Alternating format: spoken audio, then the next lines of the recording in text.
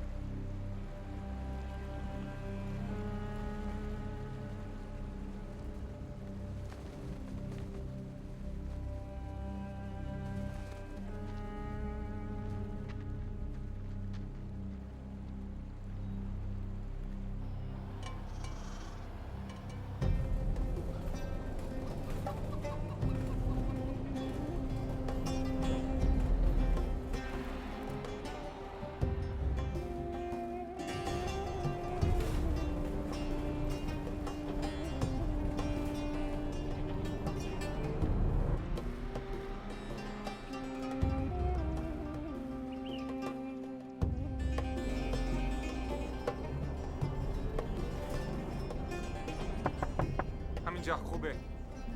مرسی. ممنون. میشه منو کمک کنین؟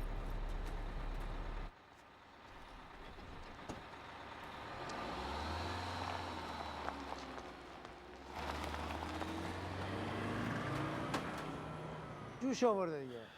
از رادیاتشه. جاده ها اینجا رادیات نمیذارن به ماشین. حالا امروز که نمیشه، بذارش اینجا سر فرصت بهش میرسم. گوش کن ناکا. من باید به مرز برسم تو شب. بیشتر پول میدم. برای پولش نیست. کار نمیکنم من امروز. چرا؟ خستگی.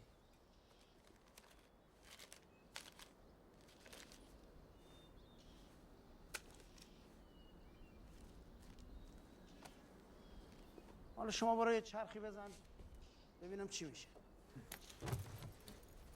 اون گرد که منو به مرز برسونه. ملتفتم. میخوای رد بشی بری؟ باشه. راش میندازم برات اگه بشه. این دور برو. قفه کنی نیست. چرا اون بالا یه جایی هست. ممنون. Speak English. Speak English. I must talk fast. There are things in this village you do not know about. They cannot get away with this. These devils. ببخشش آقا. حال خوشی نداره بیچاره. سر جد آبادته. خانم خوبیت نداره اینجا با غریبه صحبت میکنی. برو جانم. برو.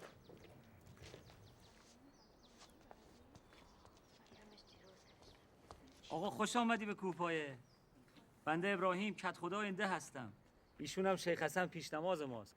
بفرما صبحانه در خدمتت باشیم. وظیفه بنده ایجاب میکنه هر غریبی که به ده میاد استقبال کنم. خوش آمد. ممنون. من منتظر تعمیر اتومبیلم هستم و باید به گرام برسم. ببخشید این کار شما چیه که باید در موردش برسید؟ با قلم و کاغذ قطرم. قلم میزنه. حساب داری؟ روزنامه نویس. ببخشید شما لهجه دارید. مال کجایی شما؟ مقیم فرانسه هستم و در روح بگسته به فرانسه. بله فرانسه همونطور که میدونید امام ما آیت الله خمینی مدتی در فرانسه بود و این فرانسوی‌ها خیلی خوب تحویل گرفتن امام. ولی چیزی نخوری که نمیشه آقا. بفرما. از ممو نویسیتون ممنونم ولی نه مرسی. اقلا یه چای نبات بخور با ما. برای دل دردت هم خوبه. باشه دفعه دیگه. ممنون.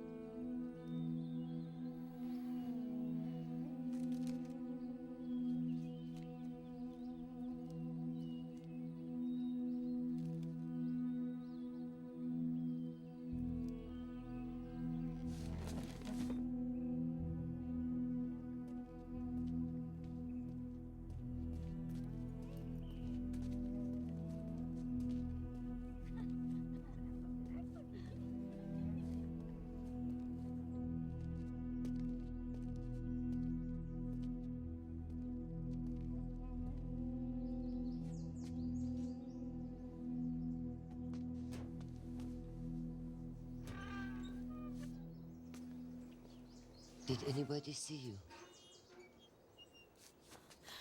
وای جانم چی شده؟ من قربونتون برم الهی چیزی نیست. بیا نگاه کن. مهمون فرنگی داریم. میخوام براش چایی درست کنم. شما برین اون تو بازی بکنید. بیا باریکلا دخترای خوب. بیا قربونت برم. فدات شم. برو قربونت برم. همینجا. Forgive them. They have been through so much. Are they yours? They are daughters of my niece, Soraya. I am Zahra.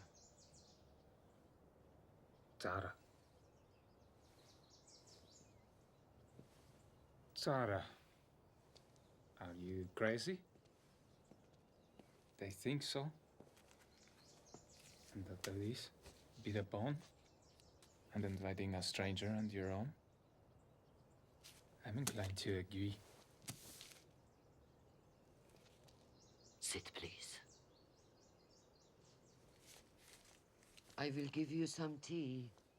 Then you decide who is crazy. Me or them.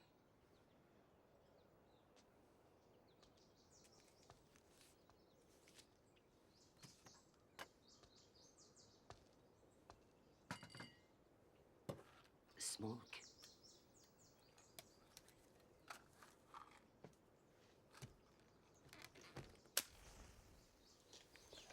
The Ayatollahs banned women from smoking.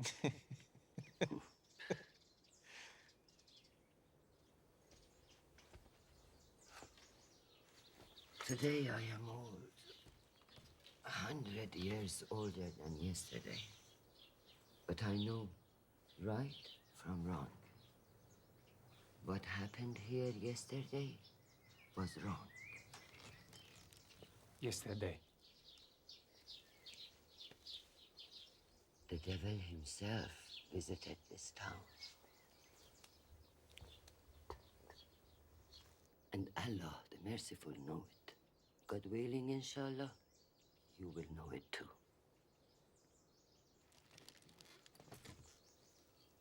Start your machine. Voices of women do not matter in here. I want you to take my voice with you.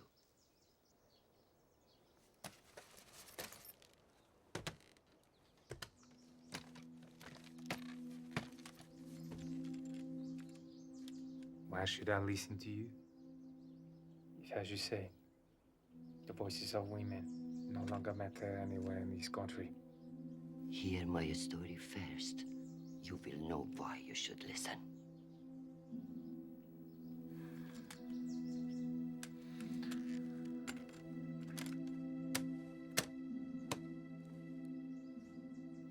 There are men in this town who are wild dogs.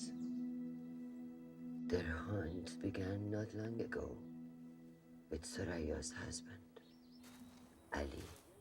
صرفشه که رضایت بده. زنها طبعا لجباز میشن. شما که خانم خودتو سریا رو بهتر میشن. سلام. یه جوری باید قانعش کنه. انشالله. راه دیگه نره، باید راضی بشه. انشالله. انشالله انشالله میکنی؟ حالا واسه من جانماز آب میکشی؟ حسن سابقت دستمه. بشکن بزنم برگشت زندان بلا خودم. برای قضات شاه فاسد و ملعون شما محکوم به دزدی، باجگیری و بیناموسی شدین، اما حالا تهدیدم میکنی؟ نه هست. فریاد باشه.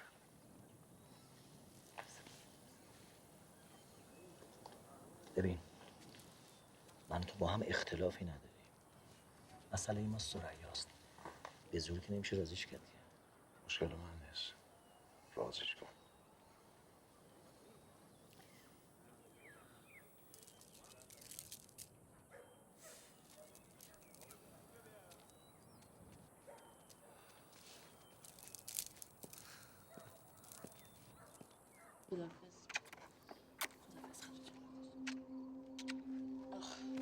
ببین کی داره میاد. آخوند روحانی ده. بفرمایید. بله.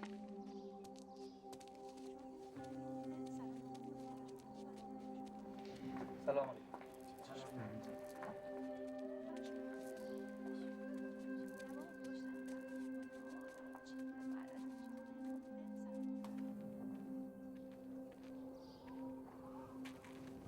سریا خانم حالتون خوبه انشالله به مرحمت خدا. علی اینجا نیست.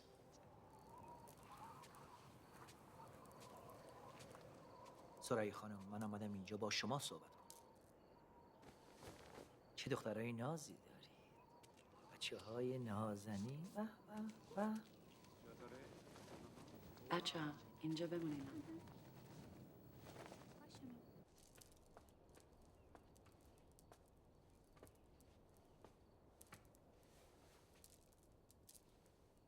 سرای خانم من به پیشنهاد شوهرتون علی آقا آمدم اینجا. اومده پیش من شکایت میکنه. میگه شما دیگه باهاش حرف نمیزنید، بهش اعتنا نمیکنید. خب هر چی باشه شوهرتونه دیگه. به گردن شما حق و حقوقی داره. همونطور که میدونید شما نمیتونید چیزی رو ازش دریغ. ببخشیدم شما چه میدونی این 20 سال تو زندگی ما چی گذشته؟ حتی پسرمو با من دشمن کرده. سرای خانم در شهر یه زن جوان دیده میخواد بگیرتش، اما وسعش نمیرسه خرج 2 زن رو بده. میگه شما این خونه رو بردارید، اساسش هم بردارید، دخترها مال شما. مزرعه هم بردارید، هر چی دوست دارید توش بکارید، برداشت کنید، نوش جونتون. اما دیگه خرجی نمیتونه بده. این خونه فسقلی و این زمین سنگلاخ که نمیتونه خرج من و دخترمو بده. سرای خانم، پیشنهادش خیلی با سخاوته. یه موضوع دیگه هست که میخواستم با شما در میون بذارم، ربطی به علی نداره، به هیچ کس مربوط نیست. اجازه میدید من در خدمت شما و این دخترای معصوم شما باشم؟ قابل شما رو ندارم. بنده گاهی این ور اون ور خدمت میرسم، مینشینیم با هم حرف میزنیم، بیشتر با هم آشنا میشیم و به موقعش وقتی لازم شد سرای خانم خطبه مبارک صیغه رو جاری کنی. همونطور که میدانید در اسلام عزیز صیغه کردن یک زن تنهای مطلقه با 2 بچه. برو گم شو بیرون. یالا. 2 نفر نشستیم داریم با هم دیگه خصوصی صحبت میکنیم. گور کثیف تو از این خونه گم کن. آخوند حسن، شیخ حسن یا هر کوفتی که اسمت هست، وگرنه من تمام این دهو میذارم رو سرم. خجالتم خوب چیزیه؟ اقلا از اون قرآن مجید خجالت بکش که توی اون دستای نجستت میگیری. زهرا خانم، سوء تفاهم شده. به حضرت عباس سرای خانم از ناموس منم محترمتره. من با نیت خیر آمدم اینجا. و جلوی چشاتو گرفته؟ صیغه؟ فاحشه شرعی؟ تو چجوری روت میشه حضرت عباس بزنه به اون کمرت؟ خاک بر سر تو، 3 تا نسل بعد تو. برو گم شو بیرون. یالا. افرید، زهر این نیش بالاخره هیکلتو مسموم میکنه و مال تو رو. صبر کنید، میبینید، هر دوتون میبینید.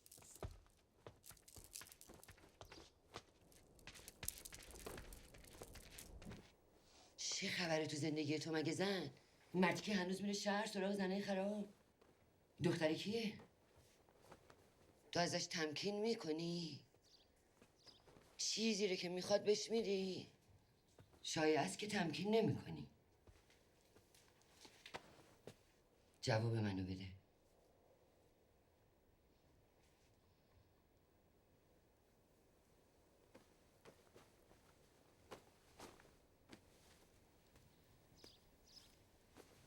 هرچی میخواد میگیره. دیگه چیزی ندارم بدم.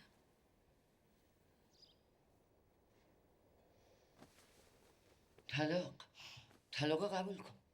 بهش بده. بعد چی؟ صیغه مولا حسن بشم که دخترم از گشنگی نمیرن؟ نه، این کار از من بر نمیاد.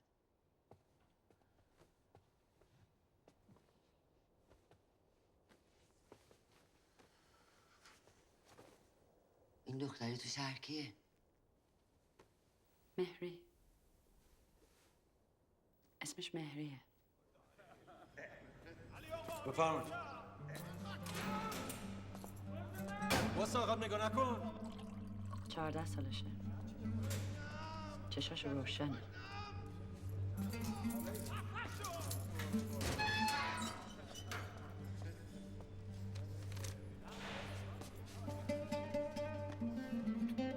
باباش دکتره، پولداره، قرار اعدام بشه. ممنون. علی هم قول داده کمکش کنه.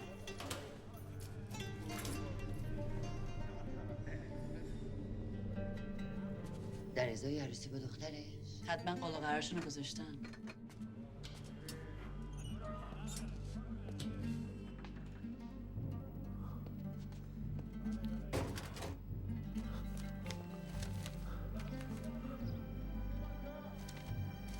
تو از کجا میدونی؟ خودش میگه. برای پسرش قپی میاد که بهش افتخار کنه.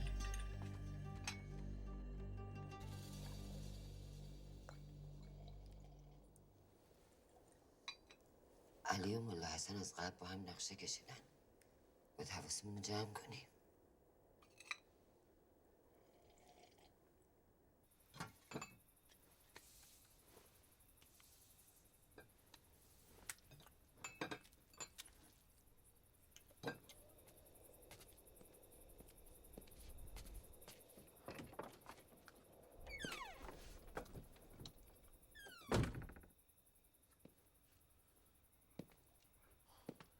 آبروی منو بردی زن.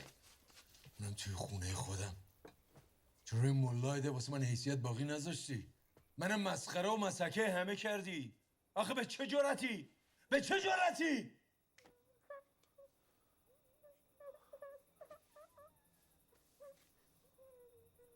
خفش کنیم بچه رو. امروز ملا حسن آمده اینجا با یک پیشنهاد سخاوتمندانه برای طلاق مادرتون. ولی این زن جواب رد داده. سرگی یه تیکه گوشت نمیتونه بذاره وسط سفره. چه خرجی نمیدی؟ نمیتونم از برنج گوشت بسازم. ولی مهری همیشه سر سفرش گوشته و خیلی چیزهای دیگه. هر شب زن بودن و بلده. اسم اون اینجا نیار علی. ما میتونیم بریم شهر. من نزدیک کارم باشم. شما بچه ها میتونیم پاسدار انقلاب بشین. بس کن جلوی بچه ها نه. بابا ما میتونیم با تو بریم؟ البته تو این ده که واسه شما چیزی بود نره. ولی این زن نمیخواد ببینه شوهرش و بچه‌هاش خوشبخت باشن. چرا نمیذاریم ما بریم؟ فقط پسرا؟ پس دخترامون چی؟ من حاضر نیستم ببینم بچه‌ام از گرسنگی بمیرن. تو نسبت به من وظیفه داری. به عنوان شوهر، به عنوان پدر، شرعاً، قانوناً ما رو نمیتونی ول کنی بری. تازه من چی؟ زنت. اون آخوند عزیزت آمده زنتو بلند کنه. بله. انگار من فاحشه‌ام. آخه تو چه جور شوهری هستی؟ شرفت کجا رفته؟ غیرتت کجا رفته؟ بابا اینطور حرف نزن.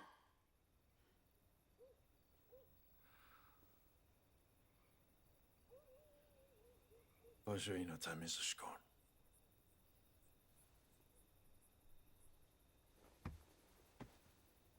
پاشو اینو تمیزش کن.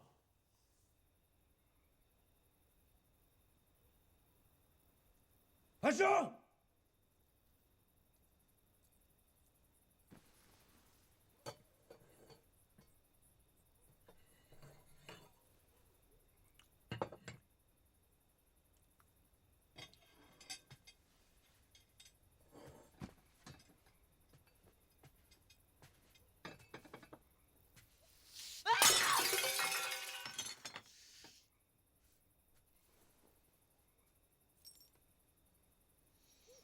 بیست و 25 تومن واسه این غلطی کردی به من بده کاری.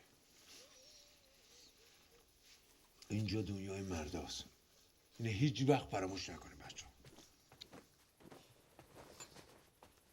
کجا میری؟ بلند شو بریم. کجا میری؟ بلند شو. کجا میری؟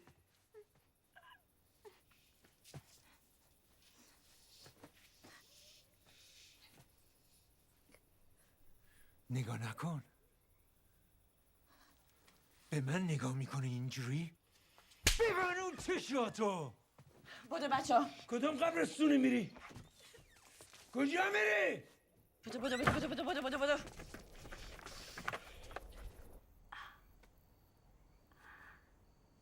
اگه طلاق میخواد باید هزینه‌شم بده. نمیده. میشناسمش. من با ابراهیم حرف بزنم. از من حرف شنوی داره. بعد مرگ خدا بیامرز شوهرم میخواست منو بگیره.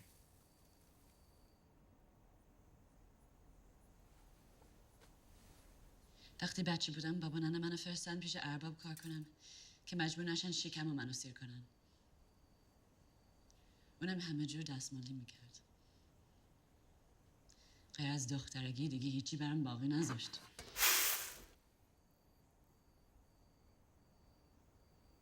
خودت که میدونی دیگه نمیذارم اون بلا سرم بیاد. نه سر خودم نه سر دخترام. پس باید حفظشون کنی دیگه. یه کاری نکنی این مردی که تحریک بشه. به تو نمیتونه تعرض بکنه. چه شب اینجا پیش تو بمونی؟ میره دادگاه با عرض حال عدم تمکین برمیگرده.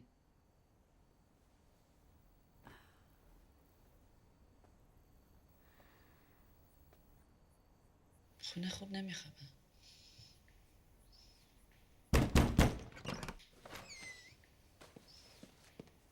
زهرا خانم میشه بیا کمک؟ نه محسن چیه؟ چی شده؟ رفتم سراغ دکتر، گفتن خودش رفته شهر، نمیدونستم دیگه به کی رو بیارم. باشه اومدم، یه دقیقه واستا. منم میام. نه شنیدی که چی گفتم؟ برو خونه. بفرما هاشم آقا. خدا خیرت بده.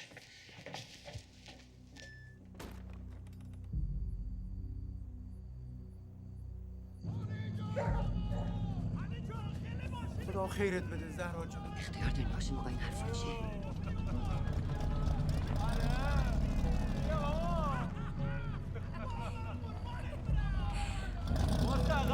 برو آقا بابا داشت دست نزن ماشین، همه ماشین علیه. هاشم آقا ببین باورت میشه؟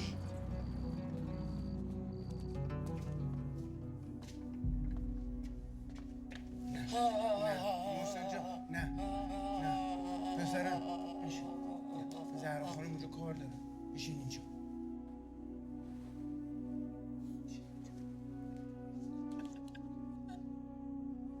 مادرت خودش خوش نیست. محسن جان شما اینجا باش، شما همینجا باش پسرم. اینجا بشین.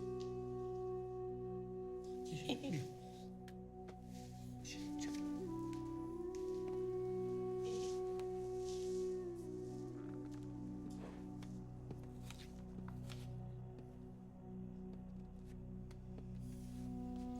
ماشاءالله خیلی قوی بنیه. وقتی حامله شد 30 سال از ازدواج ما گذشته بود. همه میگفتن نمیتونه بچه بیاره، اما به خواست خدا محسن رو برای ما آورد.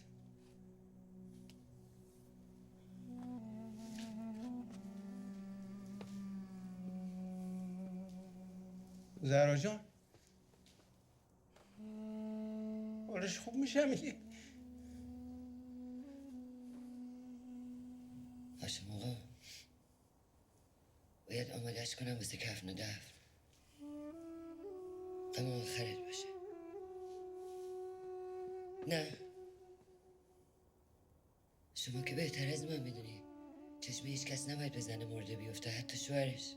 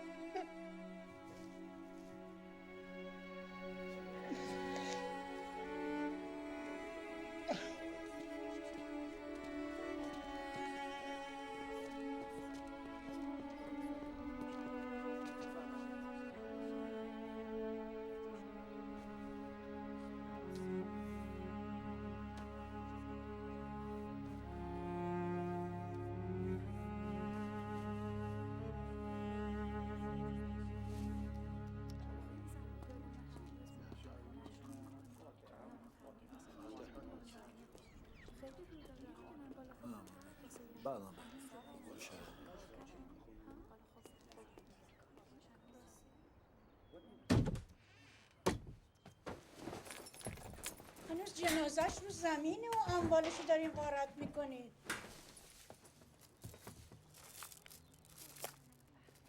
خجالت بکش. چرا اینه که دیگه به درد ما نمیخوره؟ دیگه چیه؟ آفرین. بسه سرجاش برمیدمش. صحاب داره. شاید هاشم لازمشون داشته باشه. چرخ خیاطی رو هاشم حتی نمیدونه سوزن چیه. گفتم بذار پایین. زنش مرده، خودش که زنده است. برو پیکارت. زهرا بله. یه دقیقه بیا اینجا.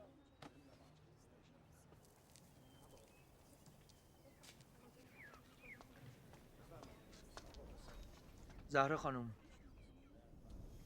هاشم به ما گفت که شما دیشب به ایشون و خانومش کلی خدمت کردین. دستتون درد. چند روز پیش از این باید میبردینش بیمارستان میخوابوندنش، یکی بعد میبرده شهر. تو علی با اون ماشین کت گنده که یهو گیرت اومده، ولی تو مسافرکشی‌های مهمتری داری نه؟ زهرا خانم شما یه خورده کوتاه بیایید. الان وقت عزاداری. ما نگران هاشم هستیم و آینده‌اش. این جنازه زنش هنوز رو زمینه بابا.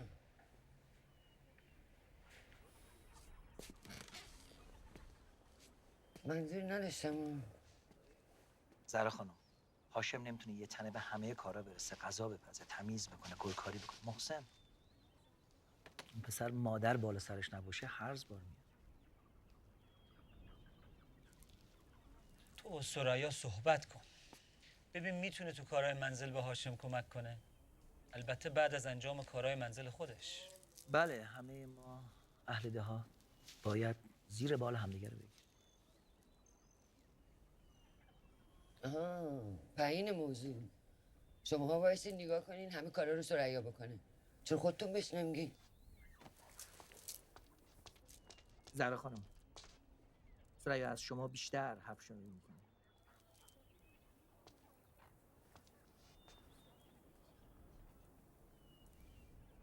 خب البته اگه یه پولی در کار باشه شاید بهتر قبول کنه. ما صحبت کردیم طبعا باید مواجب داشته باشه. بایدم بگیره خوبش هم بگیره، اما این پول مال خودشه ها، فقط مال خود سریا. حالا پس چی؟ البته که مال خودشه. نه برای خرجی خونه، نه بنزین ماشین، نه زنهای تو. هرچی پیرتر میشی دهنت گشادتر میشه. لابد جون میده واسه سودهنی، درسته؟ تصمیم گرفته شده سریا برای هاشم کار میکنه.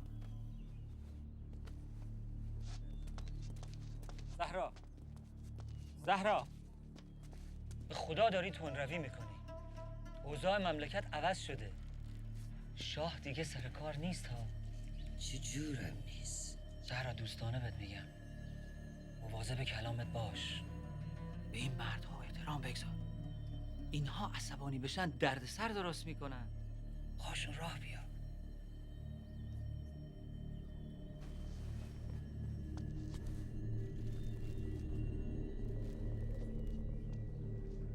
این که کار توست ابراهیم، نه من. اما به چه قیمتی؟ فکرشو کردی؟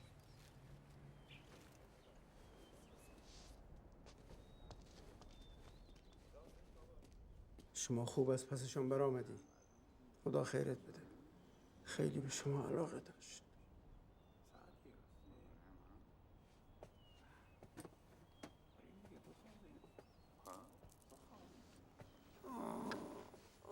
اینو بذار یه جای امن.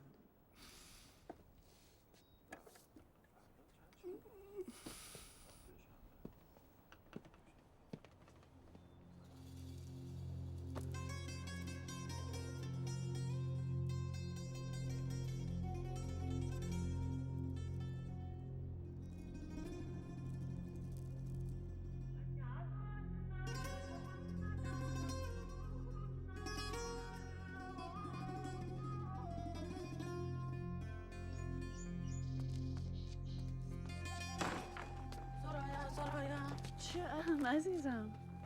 محسن چیکار میکنی بابا؟ بذار بره سریا خانم. اما شام ما چی میشه؟ برمیگردی درستش میکنی. دلت شور نزنه، پیشم نمیذارم بهتون. خدا خیرت بده. باشه نسیم جان.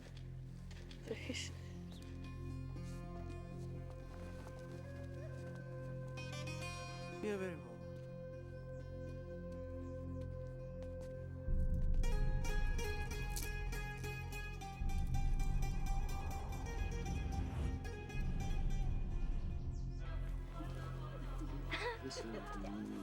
ایشالا مبارکش بود جشن بزرگانه، ایشالا مبارکش بود عرضی شام. نکن تو که میدونی من قلقلکی هستم. چیه بابا من دامن نو لازم نداشتم، اینه واسه یکی میدوختی یه پولی گیرت بیاد. هاشم گفت هر کاری میخوای با این پارچه بکن، منم دارم تو تمرین میکنم. بچرخ. هاشم باهات خوب تا میکنه؟ روسته داره ولی مهربونه. خدا عمرش بده.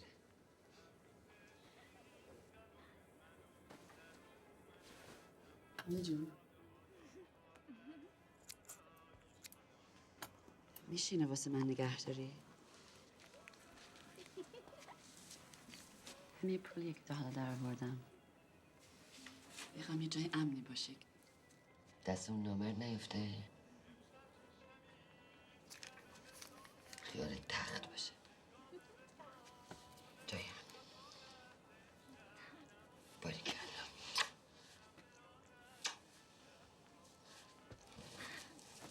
آره خیلی قشنگ شد. مثل خانوما شدم. دست درد نکنه. خیلی خوشگله.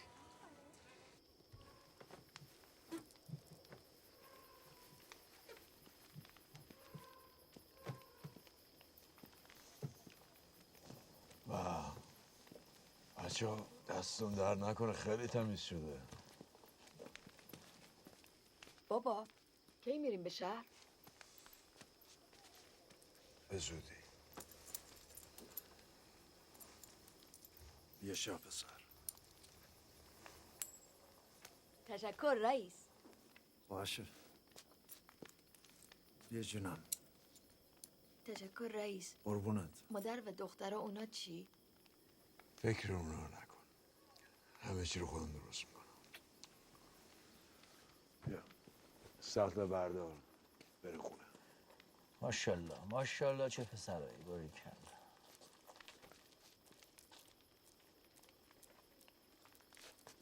من فکر میکنم بین هاشم و سریا یه خبریه. من فکر نمیکنم. سریا همچین زنی به نظر نمیاد. تو از کجا میدونی؟ خونش که کار میکنه.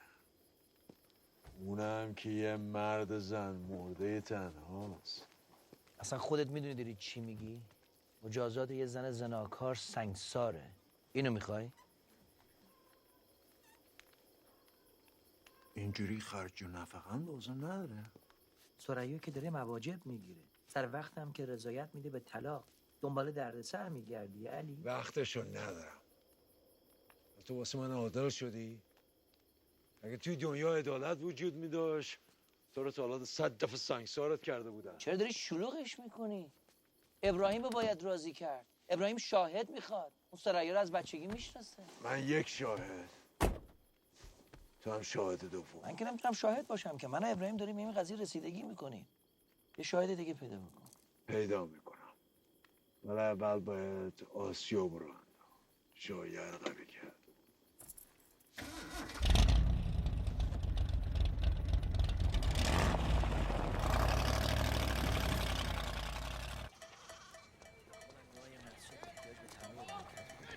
دنبالش باش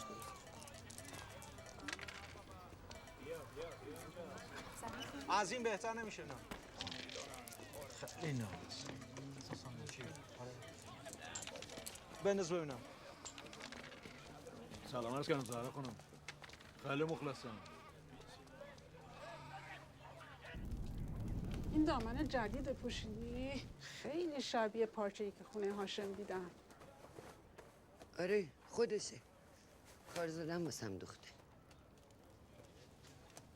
انگشتر زن هاشمم که گرد تو اومده. هاشم اینو میخواد چه کار؟ مگه اینکه بخواد یه زن جدید بسونه. داری یه دستی میزنی به سریا؟ منظورت چیه؟ خودتو به اون را نزن.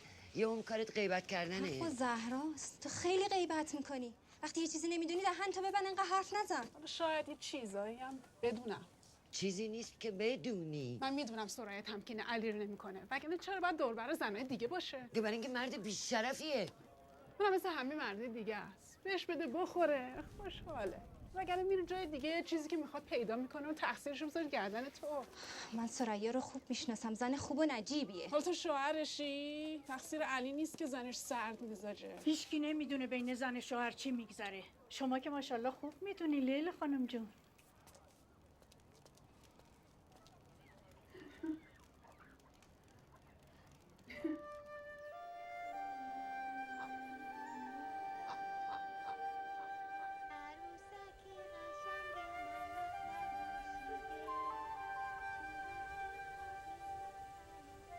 خوشگلی مامان. آره عزیزم خیلی خوشگلم.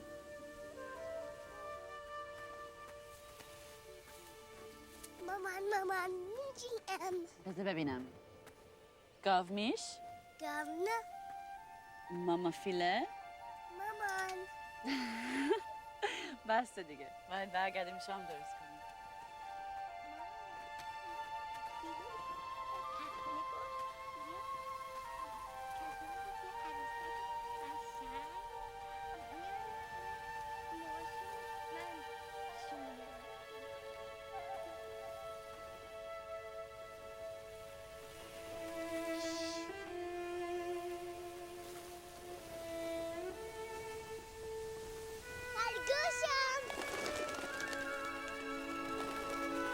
نگاه کن.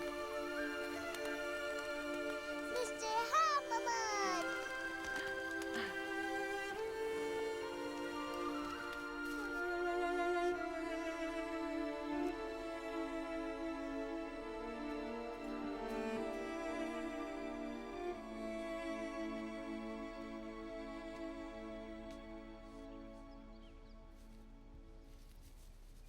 سوریا؟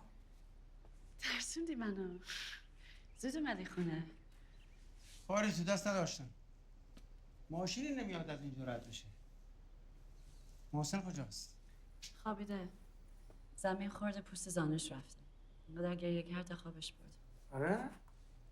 نه چیزی نیست. یه خارش کوچیک.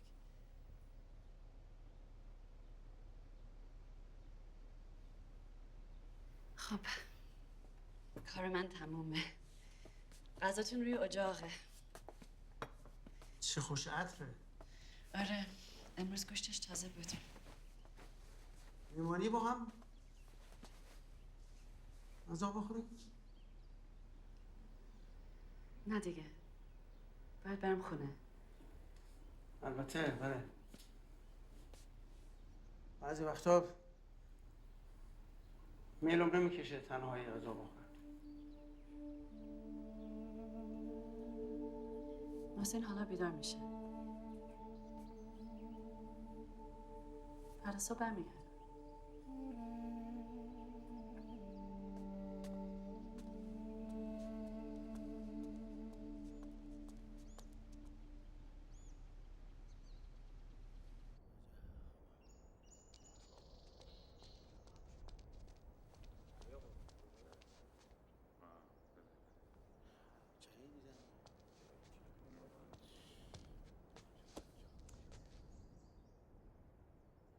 اگر توقع دارید من به عنوان کدخدا دادگاه تشکیل بدم، شاهد باید معتبر باشه، با مدرک معتبر.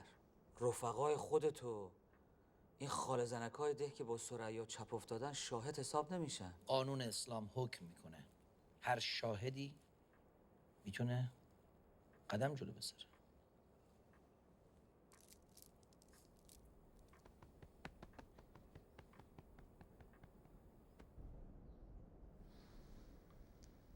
پس برو مدرک بیار. مدرک نه غیبت. ابراهیم الان نه زهرا کار دارم. من میدونم با اون شوهرش داریم واسش نقشه میکشی. نقشه‌ای در کار نیست. شکایت شده. ابراهیم از حالا دارم به هشدار میدم اما محاله بزنم به این زن بیچاره کمترین آزاری برسونیم. پوزه بندو باید مثل اینکه به دهن زنها ببندم به جای سگ‌ها. ثریا مادر و زن بهتری پیدا نمیشه، تو همینو خودت خوب میدونی. ولی ما فکر میکنیم که ثریا زیادی خونه هاشم میره. وقتی هم میره زیادی اونجا میمونه.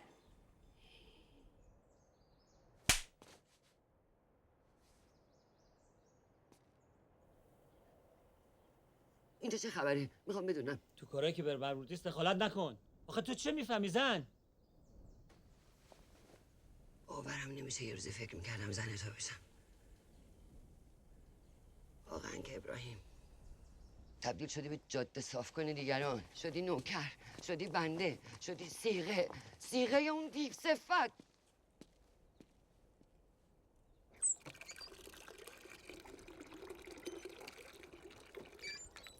ثریا جان اینا واسه نقشه کشیدن. دقیقا نمیدونم نقششون چیه ولی هرچی هست بر علیه توست، اینو فهمیدم. فقط مزاحمش هستم. قابل نقشه نیستن، فقط نامریم. ثریا این مردا یه چیزی زیر سر دارن. ابراهیم یه جورایی به من گفت تو باید این کارو ول کنی، دیگه نباید بری خونه باشه. یعنی چی ول کنم؟ این کار تنها امید منه. نه ولش نمیکنم. ولی دیگه نباید بری اونجا. یادت باشه که همون مردا که راجع بهشون حرف میزنیم به من گفتن این کارو بگیرم. کاری رو بهم گفتن کردم. و حالا این کار مال منه. نگرش میدارم. علی ازت شکایت میکنه. همیشه از من شکایت میکنه. تو چی میگی بهش؟ چی؟ اگه چیزی بگم کتکم میزنه. سریا نمیفهمی اینا یه راهی پیدا میکنن بچزوننت. اون آخوند با اون زبونش ما رو از تو سوراخ میکشه بیرون. دیگه بسه. هیچ توطئه‌ای در کار نیست، هیچ جنایتی در کار نیست. فقط یه خاله دارم که زیادی خیالات درش داشته. تو هیچ وقت حواست به کاسه پشت نیم کاسه نیست.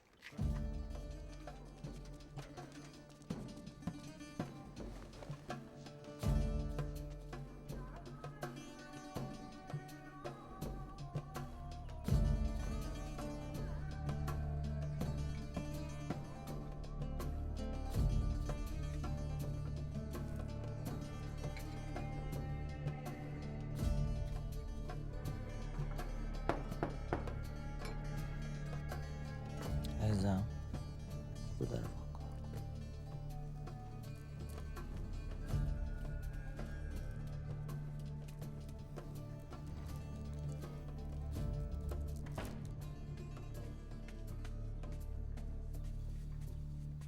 سلام علیکم. سلام علیکم شما جان، خوش آمدید.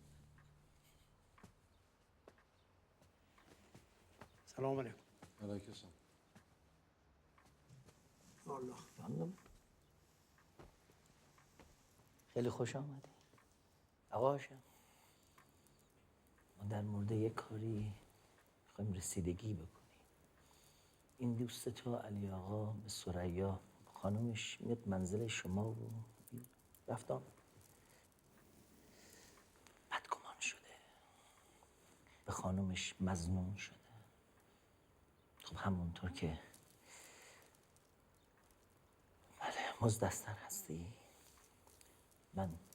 من مسئولم در برابر امام که به همه شؤون و احکام مقدس اسلام عزیز در مورد ناموس و شرافت رعایت بشه.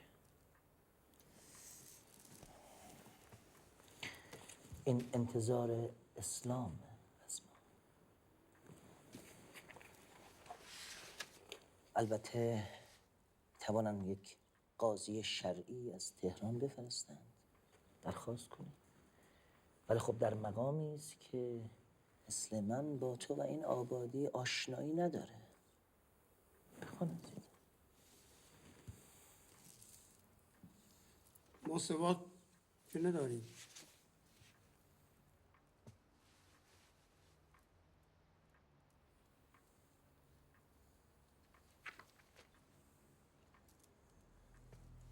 هاشم جان،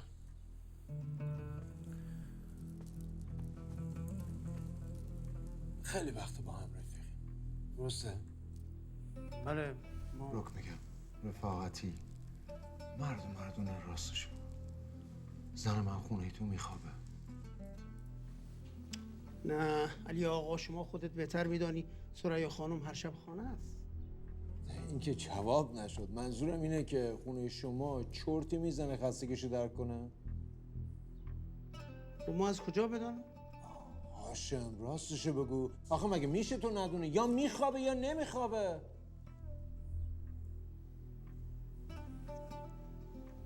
والله منو ببخشین، من انسان ساده هستم، سر در نمیارم. شما با این سوالات به کجا میخواید؟ هاشم بشین. نه آقا، نه من با اجازه مرخص میشم. خدا حافظ.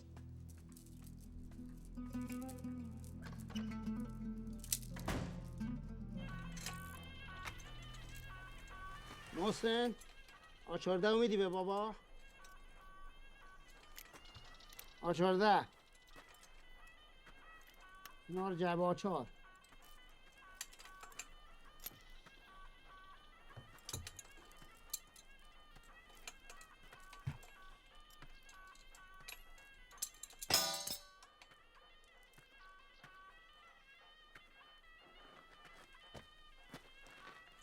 شما درد نکنه. سر شما درد. محسن جان، بابا جان باباسی تو هاشم، ما 2 شاهد لازم داریم. یکیشو داره. حالا اگه بخوای میتونیم با پسر صحبت کنیم، ببینیم آیا دیده ثریا خونه شما خوابیده باشه. از این بپرسین. اون از کجا میدونه چی به شما بگه؟ البته که میدونه.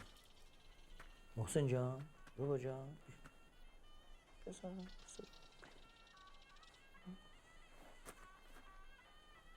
تو میدونی ها؟ باریکلا. پای اینا بکشین کنار. علی آقا؟ نمیشه. اگه زن من با تو خوابیده باشه و تو خوشت اومده تو هم شریک جرمی. در شهر اسلامی شرکت در زنا مجازات داره. دادگاه میتونه محاکمه صادر کنه. بعضی مواقع مرد زناکار رو بغل زن زناکار سنگسار میکنن. این بچه بیچاره بدون پدر بالا سرش، زبونم لال، از دارالمجانین سر در میاره. میتونم ببرمش زندون بعد خودم مواظبش باشم. محسن جان، بابا جان، پسر خوب، ثریا خونه شما چیکار میکنه؟ به دست میزنه؟ بابا حیا کنین شما رو به خدا. این بچه است. ثریا خونه شما دراز میکشه، درسته؟ برای چی این کارو میکنی؟ خوبیت نداره والا. این زن بیچاره گناه داره، بالاخره خدایی داره اون بالا، میبینه اون خدا همه چی را. آشم بگو ثریا خونه شما میخوابه.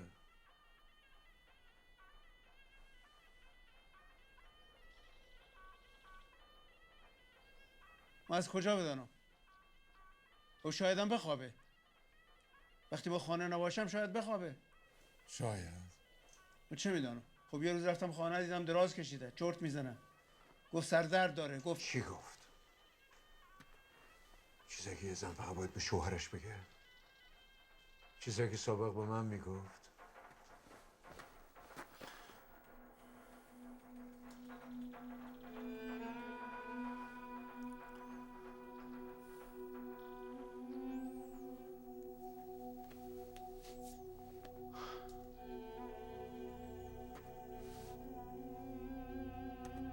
بفرمون مولا.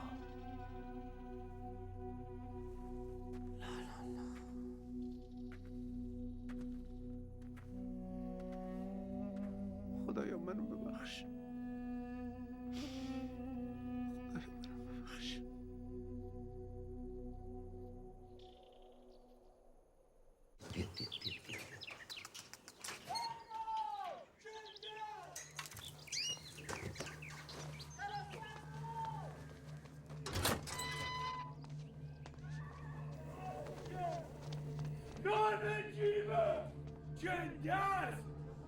آخه زنه که جنده واسه چی؟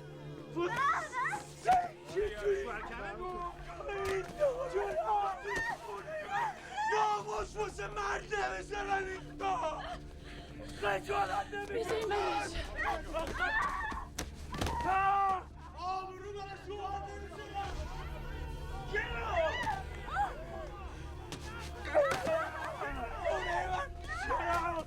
علی باش تو چه برمونی؟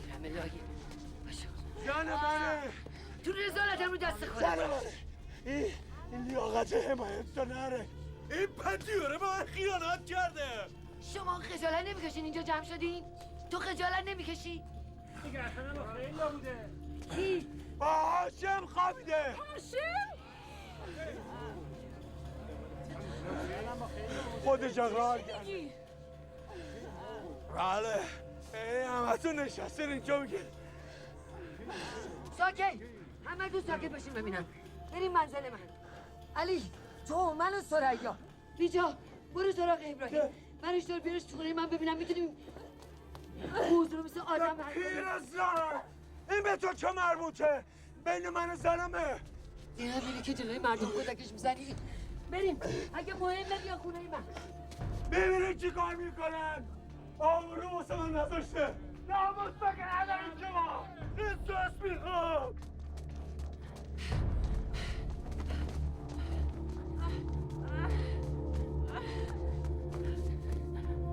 چیزی که نشده. حالت خوبه.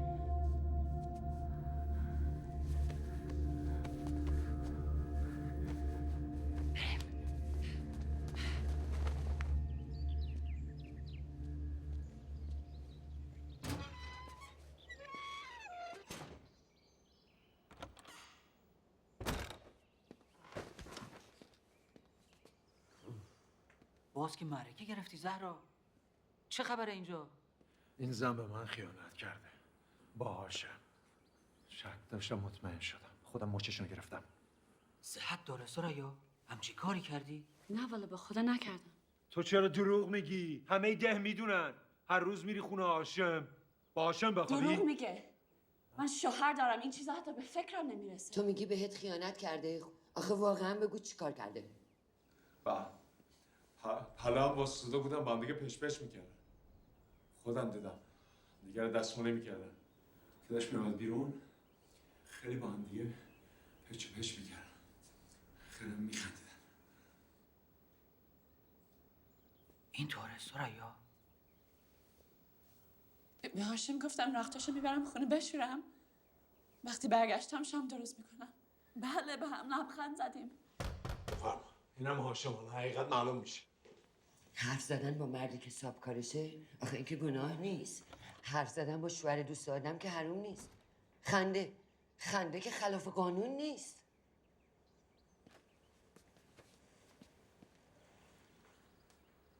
هاشم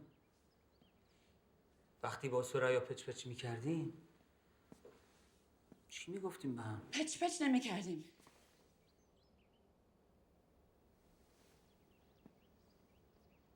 گفتش لباس ها رو میخواد ببره خانه بشوره، بعد برگرده شام درست بکنه، بعد گفت میخواد چرت بزنه. من اینو نگفتم. وقت چرت زدن ندارم به اون همه کار. هاشم چشمای من نگاه کن، حواست به من باشه. ازت سوال میکنم جواب دقیق میخوام. آره یا نه؟ متوجهی؟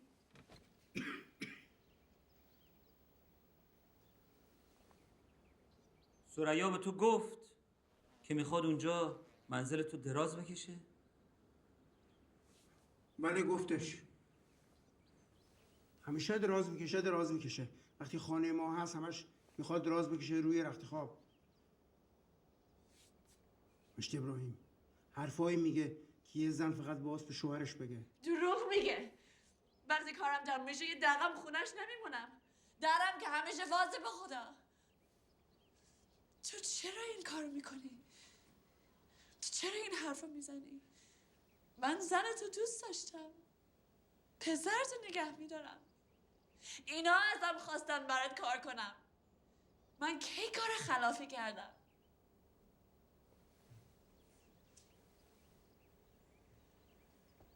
بیا بشین. بشین. هاشم وقتی مردی زنش رو متهم به زنا میکنه خون تمام اهالی ده به جوش میاد. مردم ما نمیتونن همچین جرمی رو تحمل بکنن. باید واقعا یقین داشته باشی ها.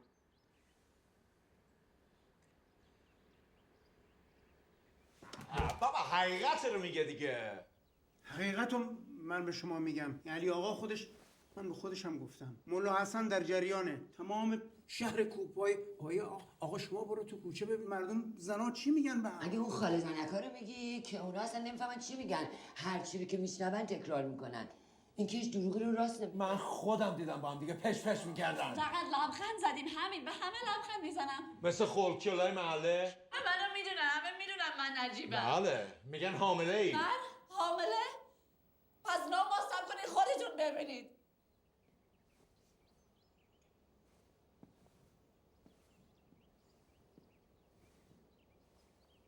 سریا دو مرد عاقل و بالغ به تو اتهام میزنن که اعمال و رفتارت دور از شونات زناشویی و مادری. آیا میتونی بیگناهی خودتو ثابت کنی؟ من ثابت کنم؟ چطور میتونم؟ اونا که به من تهمت میزنن باید ثابت کنن.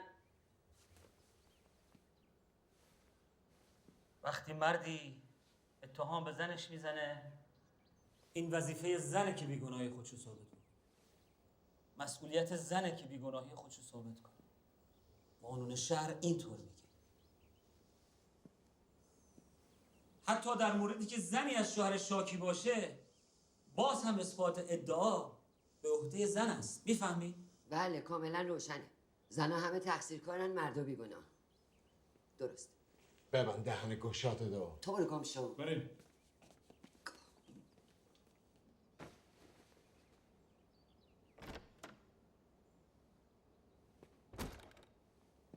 ابراهیم، ما هم از بچگی میشناسیم. به من نمیتونی دروغ بگی؟ این یه نقشه است. این برای علی و اون دختر است که میخواد بگیرتش. نه، این درباره یک جرمه. یک جرم بزرگ. جرمی که مربوط میشه به یک شوهر، یک پدر، 2 پسر، تمامی ده و اصلا خود اسلام. این موضوع زن. حالا بذار برم به کارم برسم.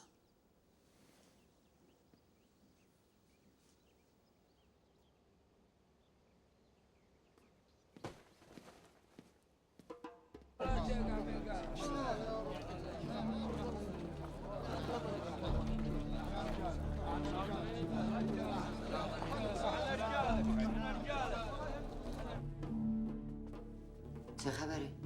ابراهیم ما رو فرستاده پیش شما بمونید. مردا رو جمع کرده میخوان جلسه بذارن. کی باشه؟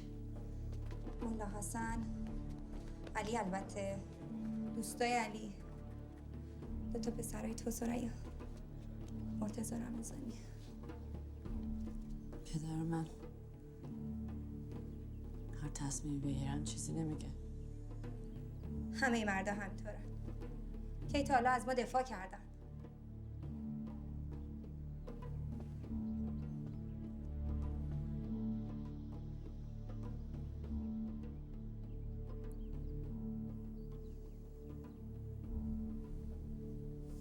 تا یادم میاد ندیدم کت خدا جز جریمه یا خدمت اجباری علیه کسی رأی داده باشه.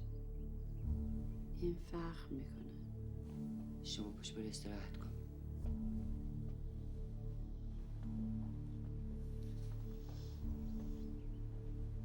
بیا یه ذره استراحت کن. من الان برمیگردم.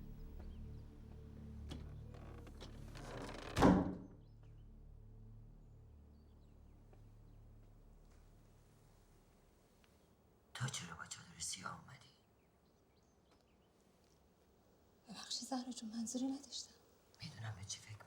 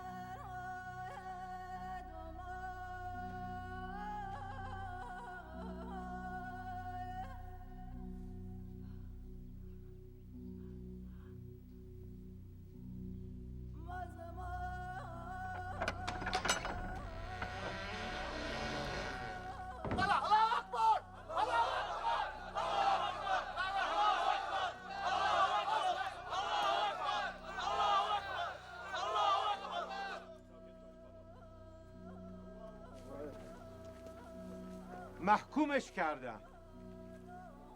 محکومه. مقصره. مقصر.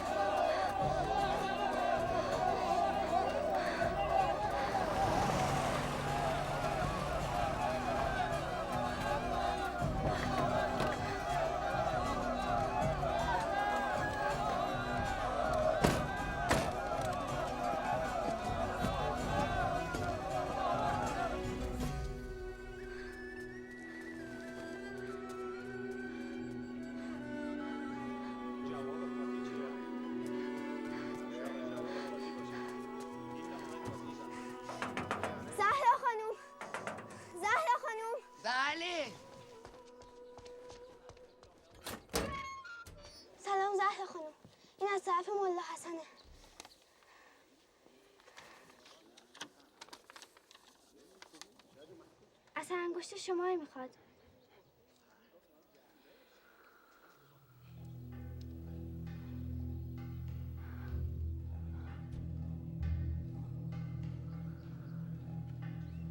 سر انگشت من میخواد؟ بله.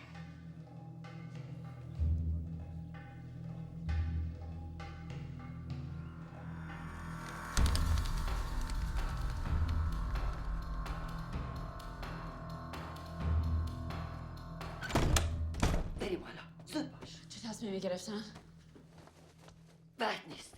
بگو به من. باید بریم از اینجا. کجا بریم؟ با چه وسیله؟ با چه پولی؟ دارن توی میدون ده سنگسارت میکنن تا یه ساعت دیگه. میفهمی؟ یالا.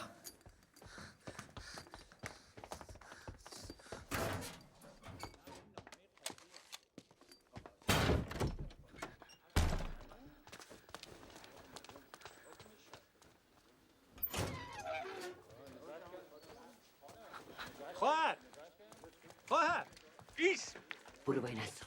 ایس کجا داری میری؟ دست از سر ما وردار، ما داریم میریم از اینجا. هیچ جا نمیری.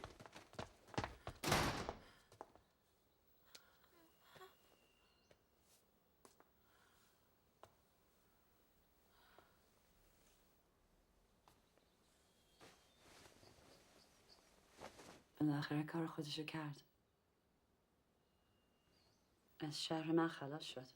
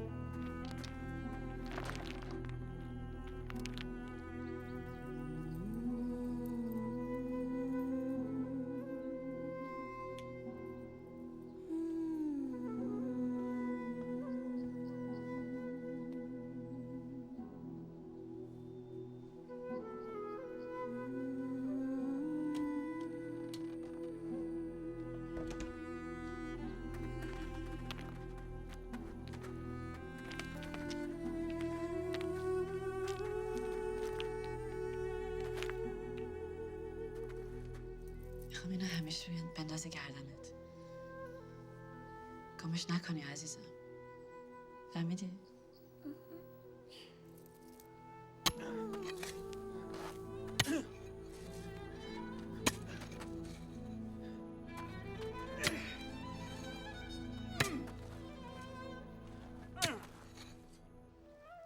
اینم مال تو کتانی جون.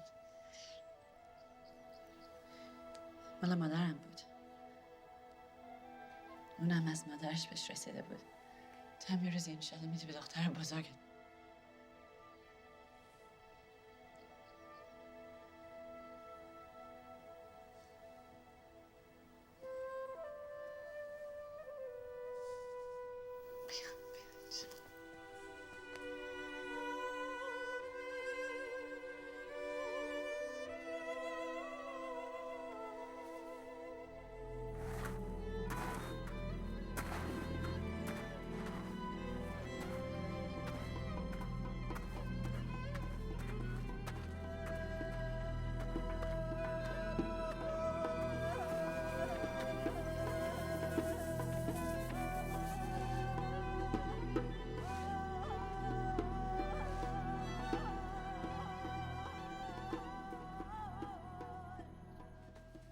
لابد بعد نوبت دخترامه.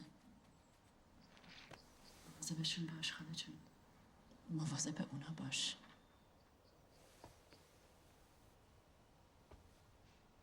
نگران نباش. وقتی بزرگ شدن همه چی رو بهشون بگو. یه جوری بگو که از مادرشون خجالت نکشن. سریا بهت قول میدم بهشون حقیقت رو بگم. به همه میگم. به همه دنیا میگم.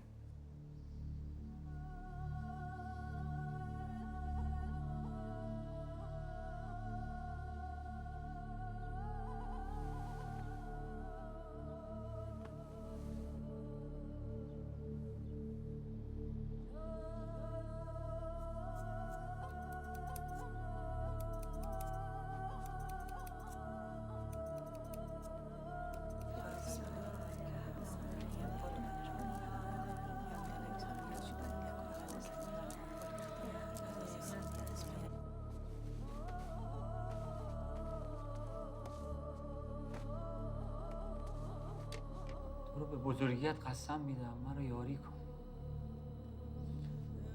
اگر این عملی که میخواهیم انجام بدهیم مطابق خواست توست، به من این نیرو رو بده که این کار رو تمام کنم. به من کمک کن که این کار را به درستی انجام بدم. اما اگر این کاری که داری میکنی مطابق خواست تو نیست، به من نشانی بده تا بتوانم از این کار جلوگیری کنم.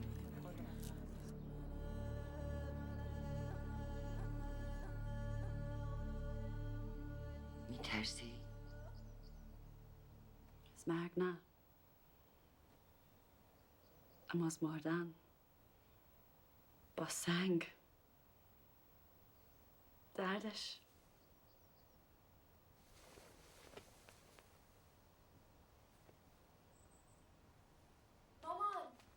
مامان تو چرا باید بمیری؟ تو نگاه نکن پسرم، کاری به این کارا نداشته باش. تو باهاشون چیکار کردی؟ من کاری نکردم. پدرت میخواد از دست من خلاص شه. مرد باش احمق جون. به اینجا. رضا جون،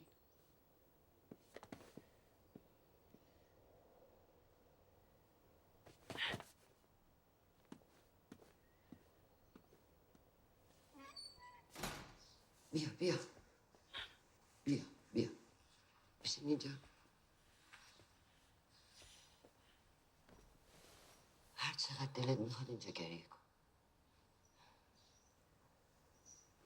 لالای لای لای گل پونه دلم از شب رکین خونه. لالای لای لای گل پسته چرا درها برود بسته. غریبه نیست تو رو دشمن همین دوسته. اینجا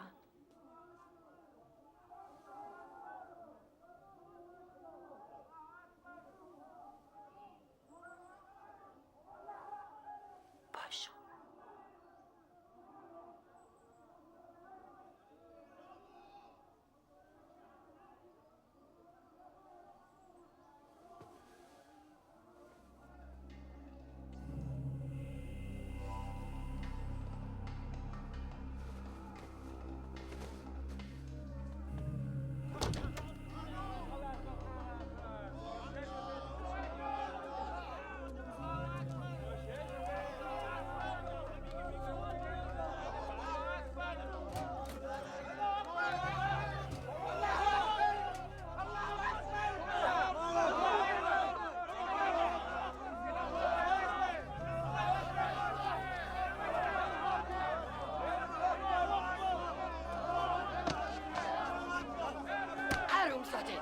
حساب تو با منه ها.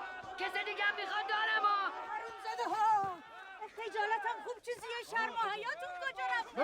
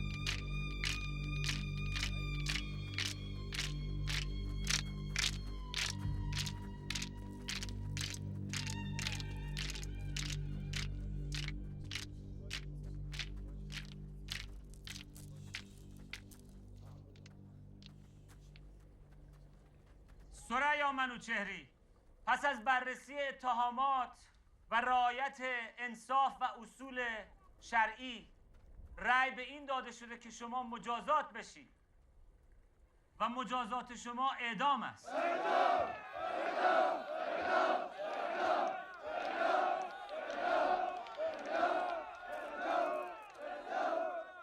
به خواسته اهالی کوهپایه و مطابق با قوانین شرعی شما همین امروز در این محل اعدام بشید.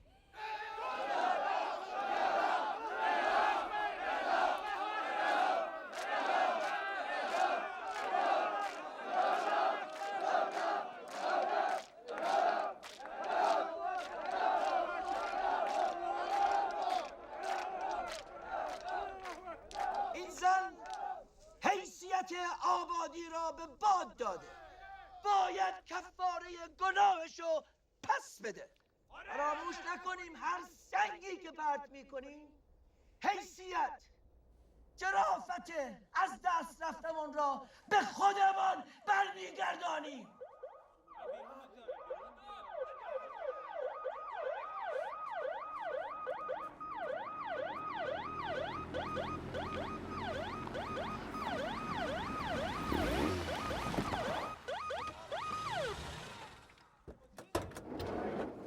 درود بر همه شما، سلام به همه آقایون و خارا.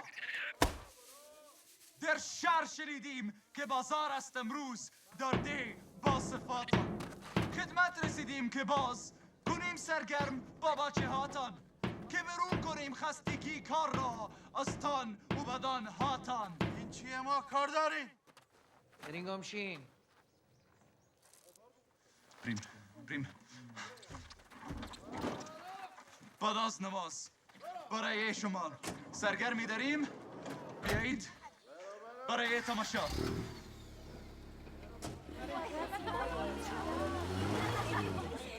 دست محکوم رو بگیرین دنبال من بیاین.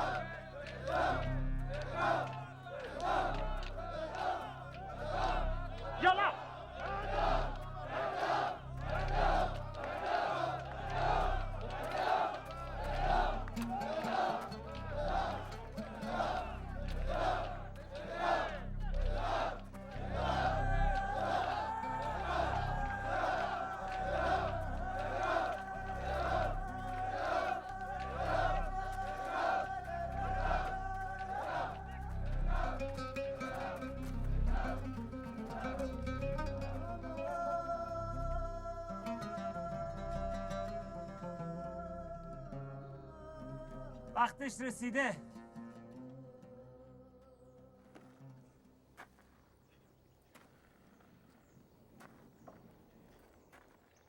چادر رو سرش بردار.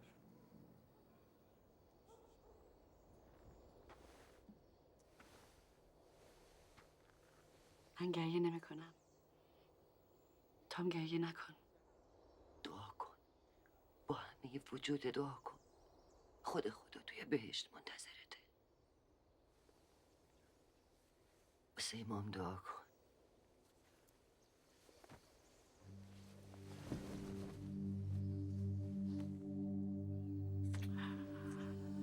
بیا بیا بیا بیا.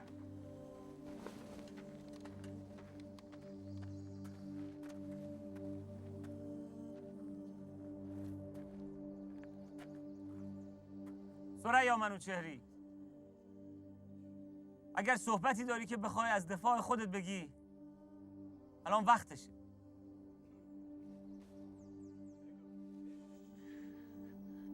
این آخرین فرصته.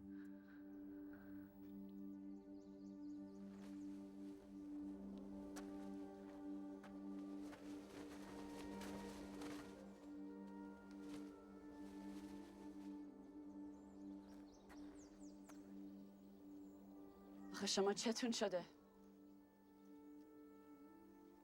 انگار منو نمیشناسین. من سرایام. این همه به خونه هاتون اومدم. با هم همسفره بودیم، دوست بودیم. چطور دلتون راضی میشه این کارو بکنین؟ با همسایه‌تون، مادرتون، دخترتون،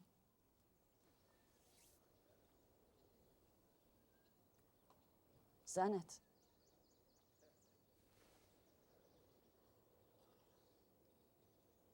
چطور روتون میشه؟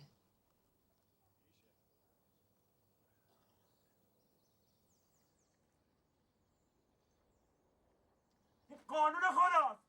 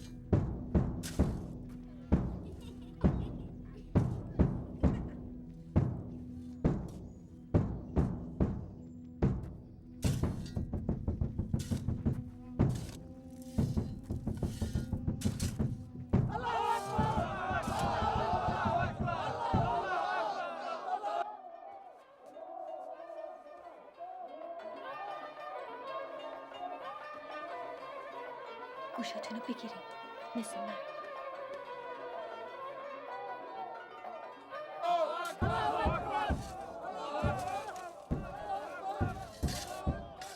بسه دیگه، برین کنار. بسه.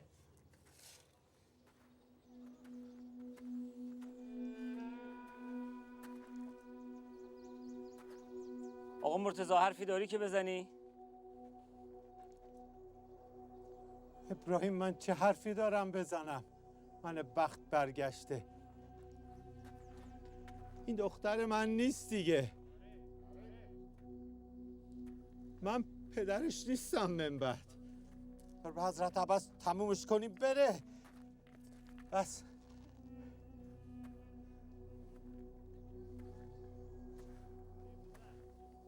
علی نصارو بگی.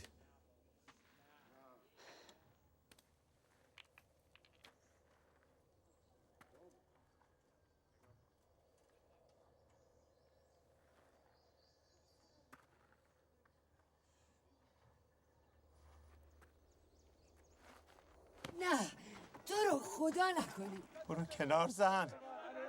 برو کنار، مزاحم نشو. آخه این بچه‌های صغیر داره. من جاش وای میستم. منو سنگسار کنین. ابراهیم منو سنگسار کن. زهرایی موضوع به تو مربوط نمیشه. برو کنار. ابراهیم تو رو خدا هر کاری میخوای میکنم. ابراهیم چه کار میتونی بکنی؟ ابراهیم ابراهیم برش بیرون.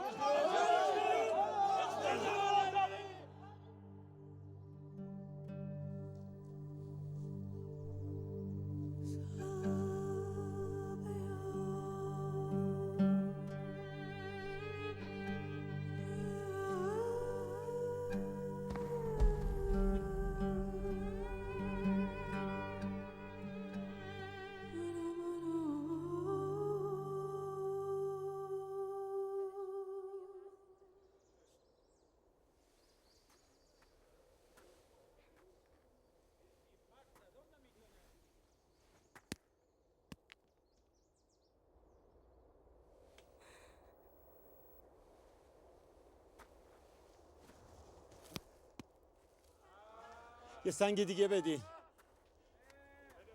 خدایا به تو متوسل میشم، از گناه این دختر هرزه بگذر.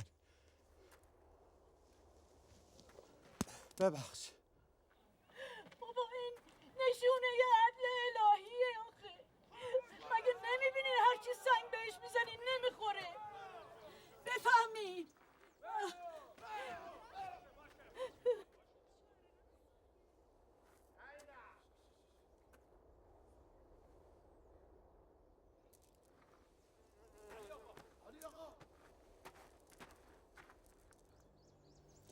خانوادت رو رسوا کردی. ناراحت نباش آقا مرتضی، من خودم خدمتش میرسم.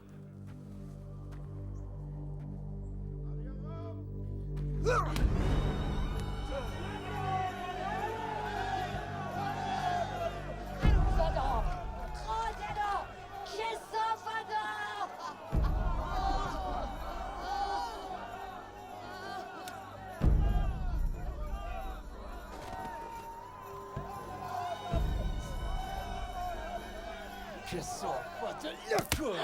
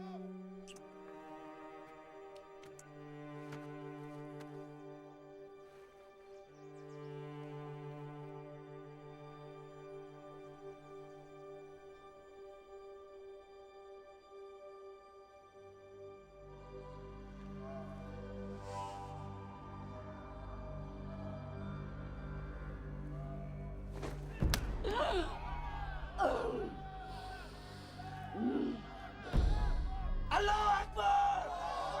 الله! لا اله الا الله! محمد رسول الله!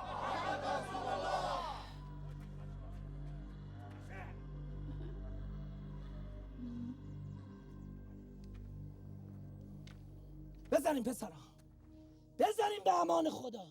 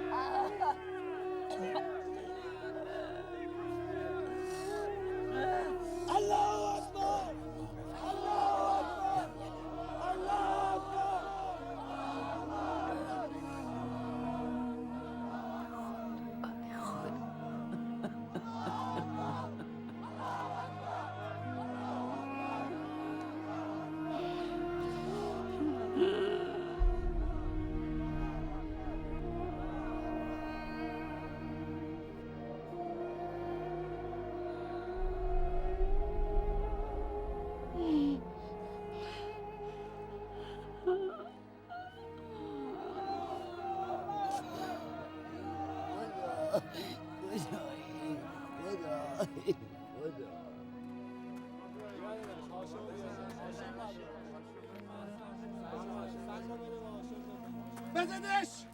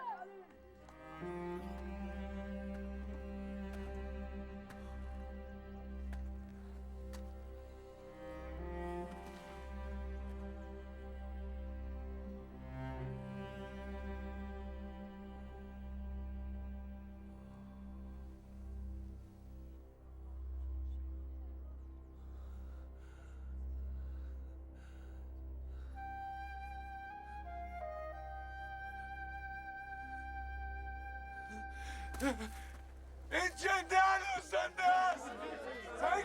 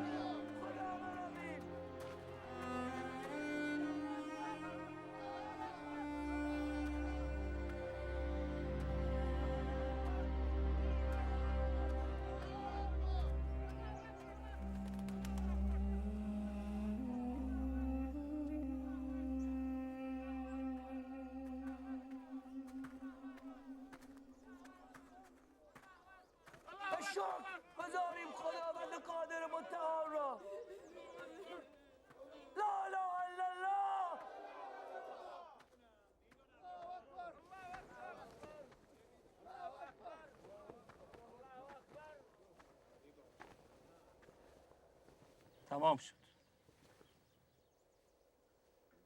ابراهیم خدا خودش بهت رحم کنه برای کاری که امروز کردی.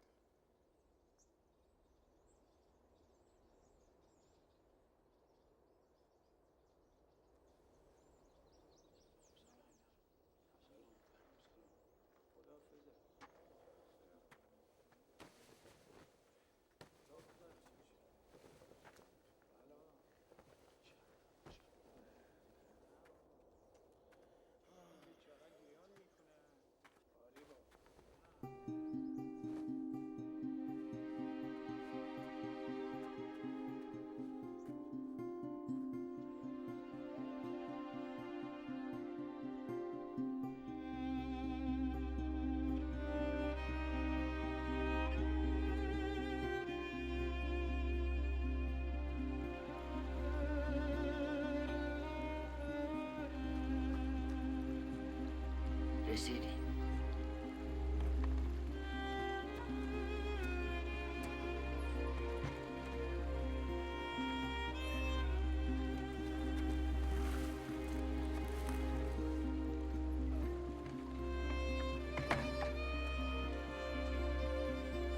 They refused to let us bury her.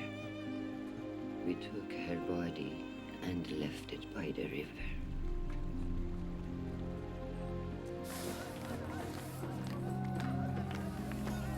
In the town, they were celebrating.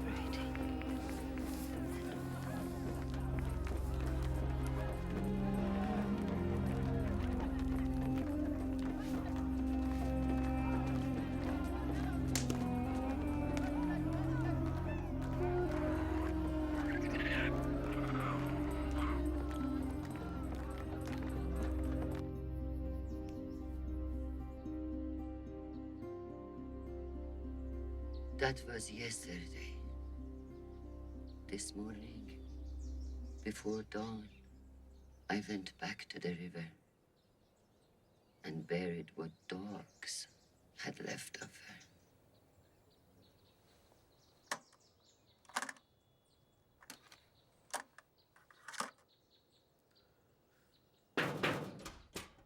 یا الله اینجای شما آقا ماشین رو راش انداختم.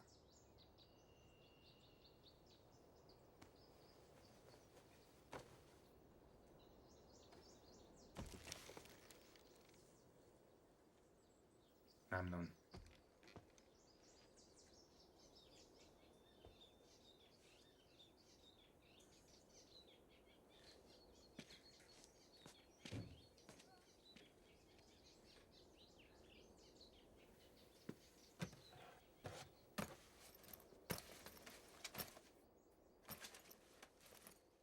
چه خبره؟ هیچی، دارم بیاد ماشینش رو ببره. نباید بزنیم بره. جرمی مرتکب نشده. یارو خبرنگاره، نویسنده است. هر قضیه که اینجاست باید بین خودمون تو این 4 دیواری بمونه. بعد بریم ببینیم زهره بهش چی گفته. آماده باشین.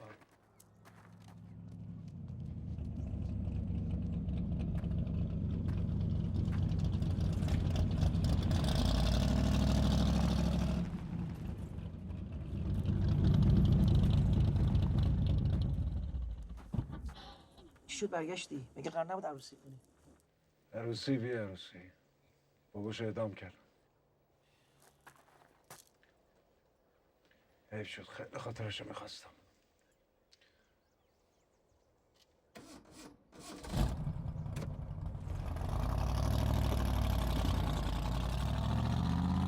پس اون همه داد قال سر چی بود؟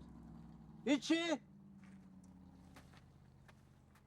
شما منو برداشتین شهادت رو دروغ بدم وسط میدان تکه تکه کردین سر هیچی. چی داری میگی هاشم؟ مشت ابراهیم منو ترساندن، گفتن بچه تا یتیم میکنیم، گفتن همش افترا، همش دروغ. اصلا ول کن مجد ابراهیم. چه اینجور نگاه میکنی؟ خودم دست تو کاره. این حقیقت نداره. شما دروغ گفتید به من. چون دروغ گفتی تو اینکه کت خدایی. این محاکمه هم چای داره کردی. نباید بذاریم بره.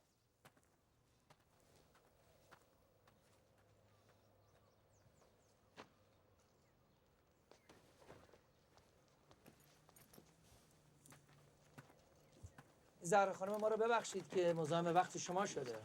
به هیچ وجه. زهرا خانم یکم پرحرفه، خیلی هم خیال بافه، مگه نه ابراهیم؟ آره، گاهی نمیشه فهمید کی راست میگه کی دروغ. اینو دیگه بیاد آقایون میذارم.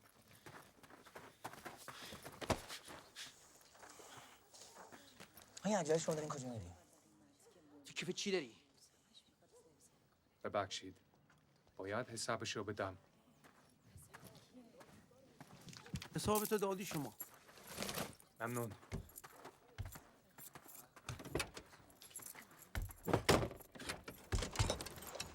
میخوام بذارم شما اینجا برید. شما راجع به هیچی حرف میزنید.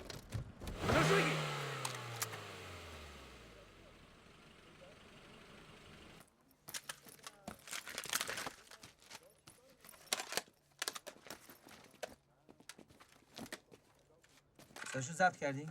مال منه این نوار. اینجا همه چیز به همه کس مربوطه. اصلا به خارجی ها اجازه نمیدیم که تو کار ماها دخالت کنن. من خارجی نیستم.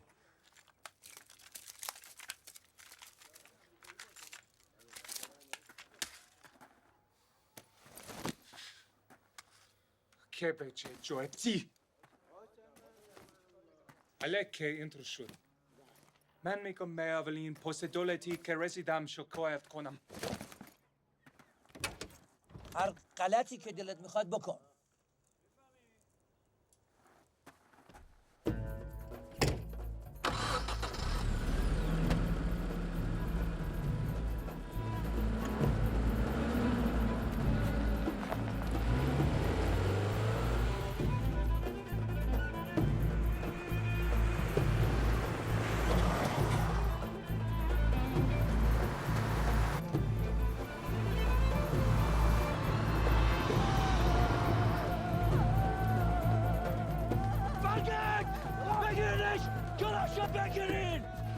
حالا برو. تو چی؟ نگران من نباش، هیچ کاری نمیتونم بکنم. دخترمو بزنم.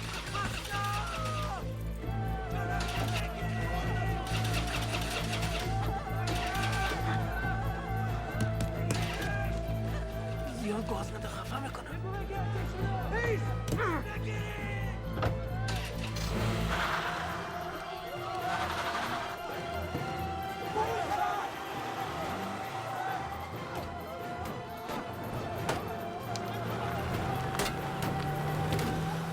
ابراهیم از چی میترسی؟ مگه خودت نگفتی حق به حقدار میرسه؟ خدا قربونش برم بزرگه.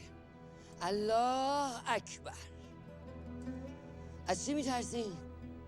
مگه قرار نبود دهمون نمونه بشه توی کشور؟ حالا نمونه میشه تو همه دنیا. آره، خبرش به گوش همه دنیا میرسه. آره، خبرش به گوش همه دنیا میرسه.